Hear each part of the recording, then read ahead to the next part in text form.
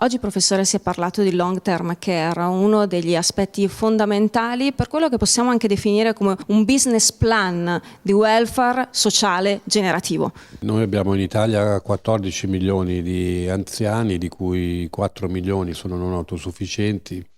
2-3 milioni sono fragili, ovvero in casa magari sono autosufficienti però hanno difficoltà a uscire, quindi progressivamente si isolano. E poi abbiamo un 7-8 milioni di persone che invece stanno molto bene, cosiddetti Silver Age, il cui problema è più la terapia occupazionale, come passare il tempo. Ma anche nell'area della non autosufficienza dobbiamo un po' distinguere tra chi ha disagio prevalentemente cognitivo, quindi è in demenza, in Alzheimer, ma magari fisicamente si muove in autonomia, e chi invece è all'opposto, lucido, ma ha problemi di carattere fisico. Quello che dobbiamo dirci è che nell'area della non autosufficienza il nostro welfare purtroppo riesce a servire il 10% degli utenti e il 90% sono invece completamente a carico delle famiglie. In prospettiva la situazione non migliorerà, anzi, perché gli anziani sono in aumento e la spesa pensionistica, che costantemente cresce, spiazza la spesa sanitaria e sociosanitaria, e quindi noi dobbiamo pensare a nuovi modelli di servizi che sostengono gli anziani a casa, che si basino sulle tecnologie e che probabilmente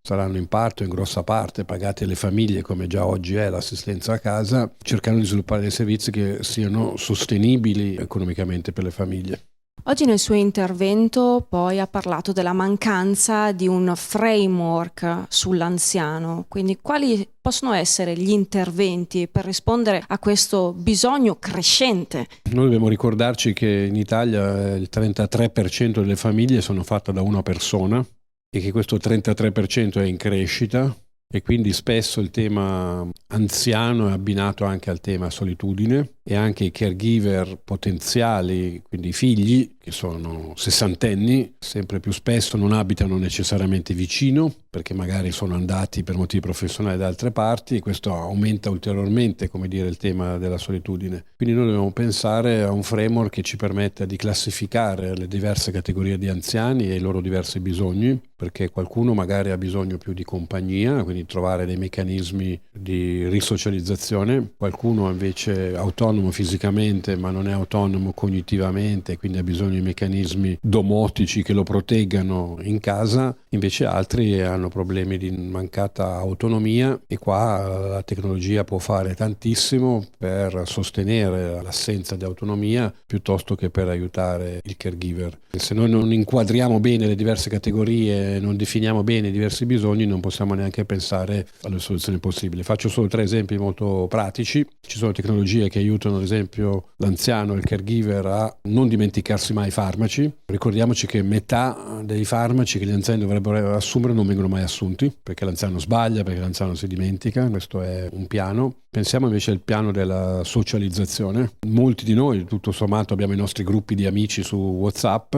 e anche l'anziano può essere ingaggiato con strumenti telefonici piuttosto che lo stesso WhatsApp, ma deve essere ingaggiato in maniera proattiva da qualcuno che lo aiuti, lo sostenga magari a frequentare dei luoghi che altrimenti non frequenterebbe, che può essere l'università a terza età, piuttosto che un centro anziano, un gruppo di cammino, quindi meccanismi che ne stimolino di nuovo la socialità, e poi si alimenta da sola una volta che è partita, così come evidentemente nella nostra vita normale oggi di consumo, che sia il trattenimento, il procurarsi il cibo, può essere ampiamente, come dire, sostenuto da meccanismi digitali da remoto. Contrariamente a quello che si pensa, oggi gli anziani ad esempio accedono al proprio medico di medicina generale da remoto al 70% dei casi, quindi l'abbinamento anziano e incapacità di usare strumenti da remoto non è vero. Magari l'anziano usa strumenti da remoto semplici,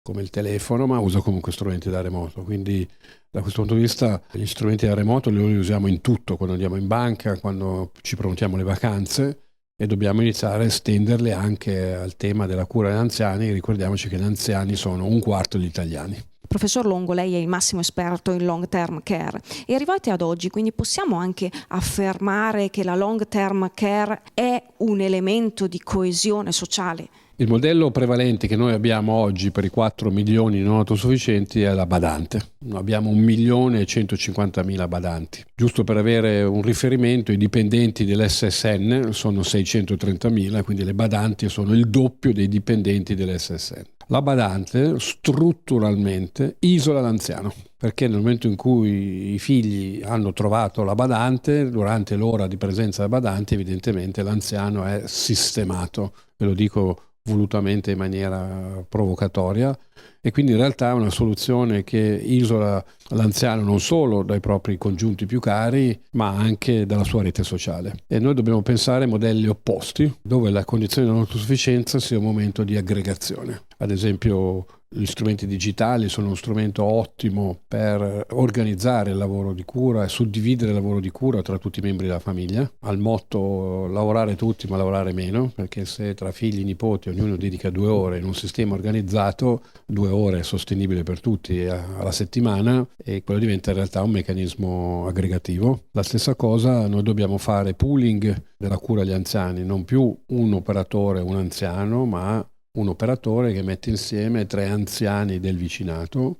così come noi dobbiamo collegare meglio tutto il mondo del volontariato al mondo degli anziani isolati a casa, mentre spesso il volontariato lavora più in comunità, in luoghi dove già gli anziani, come dire, si aggregano, mentre noi abbiamo bisogno invece di usare la forza del volontariato per aiutare gli anziani oggi soli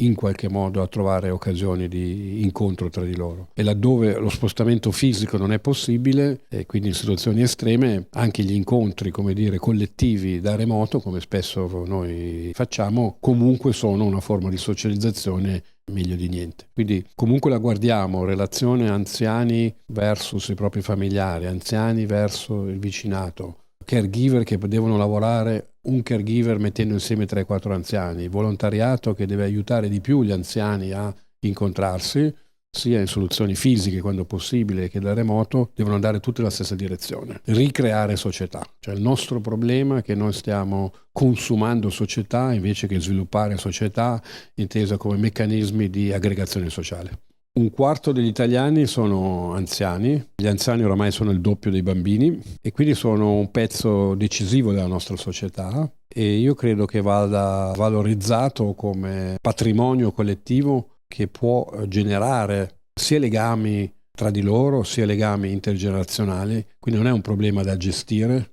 ma è un patrimonio umano che dobbiamo